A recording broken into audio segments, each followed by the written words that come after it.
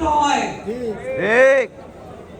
এবং গুলিবিদ্ধ হওয়ার পরে আমাদের দেশে নির্বাচন কমিশন যার কথায় চলে, সেই প্রধান নির্বাচন কমিশনার সিসি তার মৃত্যুকে কটাক্ষ করে, উপেক্ষা করে, বিদ্রুপ করে বক্তব্য দিয়েছিল।